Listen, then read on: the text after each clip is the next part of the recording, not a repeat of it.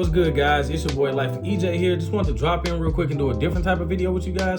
So I know usually what you guys have been seeing in my travel vlogs and my unboxings and things like that. Today I want to drop in and talk about my top 5 anime of all time. My list probably is going to differ from yours depending on when you started watching anime and what your personal preferences are. But I just wanted to go through my top 5 with you guys, kind of see so you can see where my head at. As I go through these top 5, I'll explain why that's in my top 5 and just kind of, give y'all a backstory on kind of how I started watching that anime, what I thought about it, so on and so forth. Now, what I need for y'all to do, get down in those comments, put your top 5. Let's have a friendly conversation about it. It's probably going to turn into a debate, whatever. Let's get right into it. All right, so jumping right into it, y'all. Number 5 for me is going to be Full Metal Alchemist Brotherhood. I know what y'all thinking. That should probably be higher on my list, right? That was a really hard one to put at number 5, but it's one of my favorites because I really love the storyline. I love how they took the 7 deadly sins and actually personified them, turned them into these tangible characters we can see and the damage they cause within the lives of the people that are, kind of afflicted by them. And of course, it's a terrible day for Rain.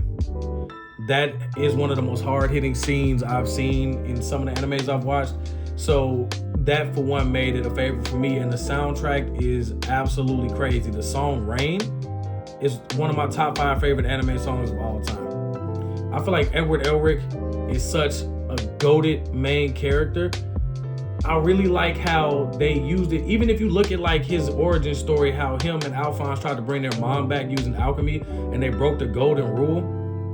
It really goes to show you that even the most like calm, law-abiding, innocent person can be kind of drawn in by some of these sins, because some people would argue that that's being greedy, that's the sin of greed, or something like that, because you want this person back with you and they're not there, and then you kind of see the price they paid for going against the laws of alchemy. So I like how they blended those two things and made them work together. Edward Elric is one of my favorite MCs. Him and Alphonse, their dynamic is also really funny, because some lighthearted scenes in that anime. Their dynamic is really funny. So number 5 for me, we're gonna start that off with Full Metal Alchemist. 4 is gonna be Megalobox. If you never watched Megalobox, it's about this guy named Junkyard Dog. We don't know what his real name is. His name is Junkyard Dog. He's an underground fighter. And it's like a cyberpunk type futuristic world where everybody boxes using gear. Basically, they have like a backpack on their back, and they have like these little like machine pieces that help them punch harder. So essentially, this guy doesn't use any gear. He just fights people straight up with his fists, and he wins a lot of fights. And I'm gonna let you guys check out Megalobox so you can make your own opinion on it.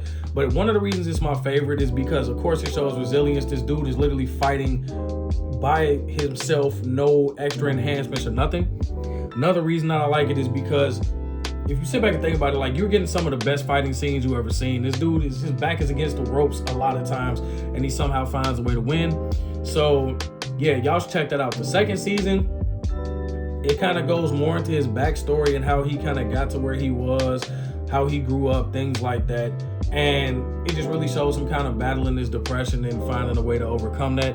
So I would check that out if I was y'all. But yeah, number 4 is going to be Megalobox. 3, I'm going to put Naruto there. Naruto is not number 1 for me. I'm sorry to all the Naruto fans. I'm going to piss off. But Naruto is not number 1 for me. Naruto is a great anime. It's one of my personal favorites, obviously, because it's in this list. But not number 1 for me.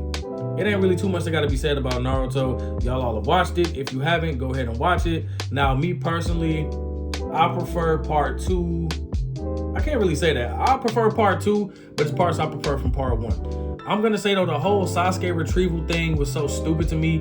Like, and honestly, spoiler alert, at the end of the anime, after everything was said and done, the Great Ninja War was over and all that, Naruto should have either killed Sasuke, or Kakashi should have had Sasuke executed, and Sakura should have been executed as well. This is such a hot button issue when I talk to anybody that's an anime fan. Sakura should have been executed along with Sasuke, because if you remember in part 1, when he was trying to leave the village, she tried to leave with him. He had to hit her on the back of her head and knock her out to make her not follow him. She was gonna leave with him. Why would she not be executed? It doesn't make any sense to me. If you were going to defect on the village once to follow this dude, you're going to do it again. And we can see in Boruto, which I haven't really watched too much of, but we can see in Boruto, in the episodes I did watch, Sakura's still there. She's rocking with Sasuke.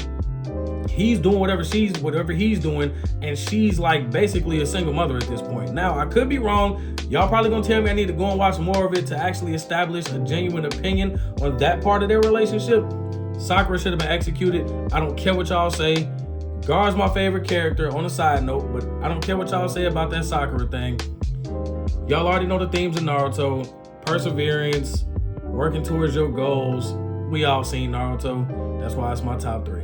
2 is an anime that you might have not heard of, but it's called Domestic Girlfriend. And the reason it's number 2 for me is because it's such a dumpster fire that it's actually really enjoyable.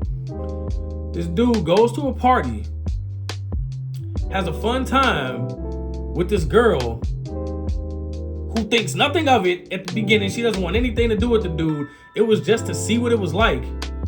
Whole time he has a crush on his teacher.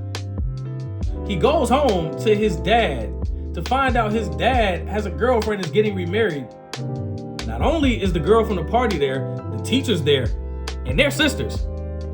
So this dude now has to choose between which one he wants. And as y'all can guess, the lines are getting very, very blurry between this relationship, how we doing all this. It's a dumpster fire, honestly, and they're not giving me a season 2, which I really want, but it's an entertaining dumpster fire. And honestly, for me, as it comes to these, like, kind of, I guess you want to call it a slice of life, I guess you could. When it comes to things like that stuff I like to watch as comfort shows.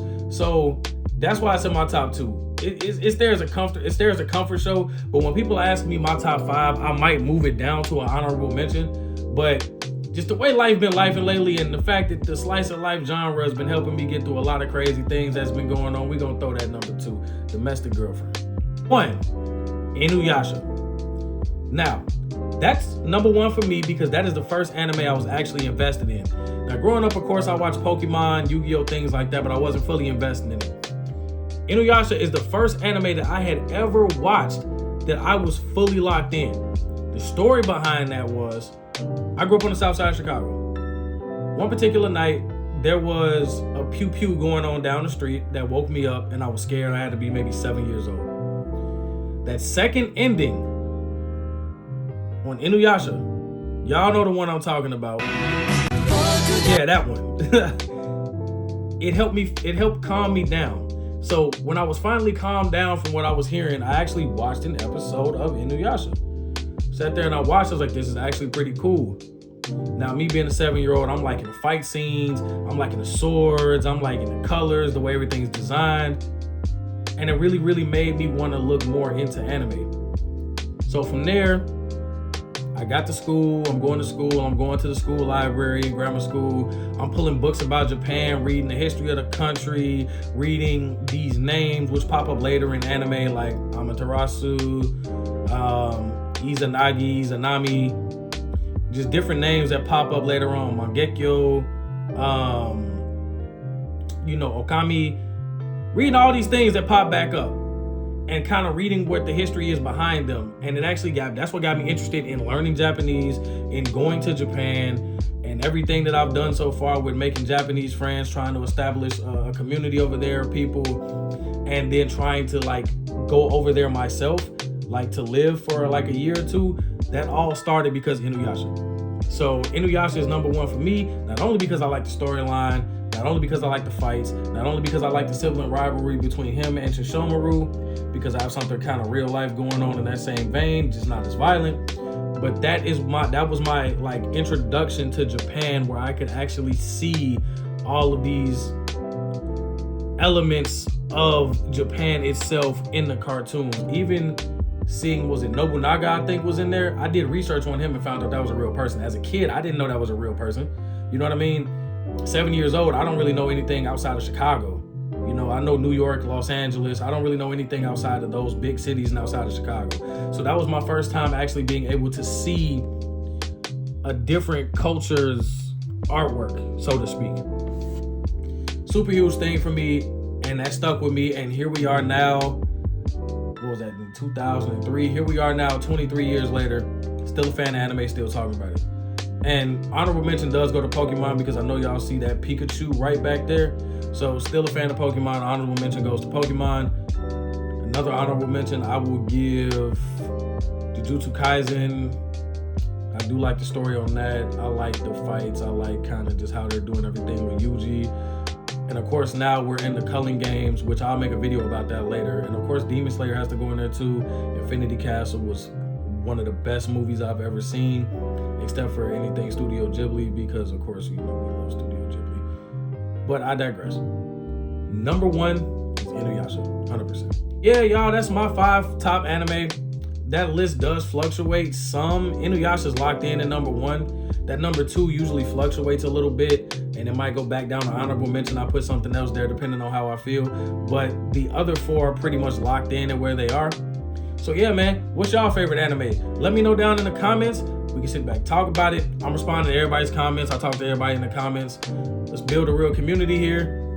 Tell me what y'all favorite anime is. Let's have a conversation about it. Remember to like, comment, subscribe, hit that bell for notifications. We're gonna have a lot more videos with this particular topic. I'll catch y'all on the next one.